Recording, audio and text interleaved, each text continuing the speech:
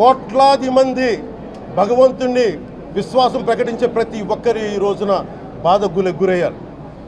నాకు నిజంగా ఇంకో వేదన కూడా ఉంది. ఇది ఇంకొకరిని నిందించట్లా. తిరుమలలో ఉండే ఇంతమంది సేవ చేసుకునే వ్యక్తులు కానీ మీరందరూ హిందువులే కదా. మీరందరూ టీటీలో ఉండే వందలాది మంది ఎంప్లాయీలు, మీకు ఉద్యోగులు, వేలాది మంది ఉద్యోగులు, మీరందరూ ఏం చేస్తున్నారు? మీరు హిందువులు కాదా? మీరు స్వామివారికి అపవిత్రం జరుగుతూ ఉంటే మీరు కల్తీనే జరుగుతుంది మీకు తెలిసి కూడా మీరు ఎందుకు కాముకున్నారు?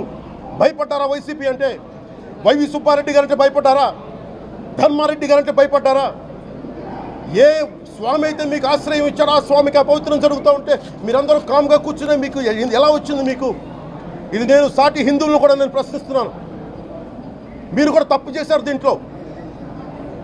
ఇది ముందుగా ప్రతి హిందువు గౌరవించాల్సింది. దీన్ని మీ మతాన్ని మీరు గౌరవించుకోండి ఫస్ట్. ప్రతి హిందువు నేర్చుకోవాలి ఇది. ప్రతి హిందువు ఆత్మపరిశీలన చేసుకోవాలి. మీరు బయటికి రావాలి. తప్పు జరుగుతూ ఉంటే కూర్చొని చేతులు కట్టుకొని మనకెందుకులే అంటే ఇలాగే ఉంటాయి. ఇది మారాలి. ఇది అందుకు నేను కూడా దీంట్లో భాగమే. కాబట్టి నిజంగా నాకు ఇన్ని సమస్యలు చెప్పారు ఇన్ని సంవత్సరాలుగా.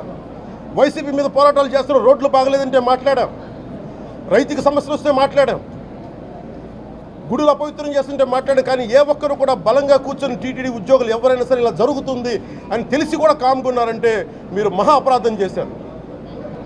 ఆ మహా అపరాధానికి నేను కూడా నాకు సంబంధం లేకపోయినా ఈరోజు నేను ప్రాయశ్చిత దీక్ష మొదలుపెట్టాను. ఈరోజు 11 రోజులు స్వామివారికి నేను క్షమాపణలు కోరుకుంటూ దీక్ష తీసుకుంటున్నాను. ఇది మారాలి, భవిష్యత్తు ఇలా ఉండకూడదు అని కోరుకుంటూ సెలవు తీసుకున్నాను.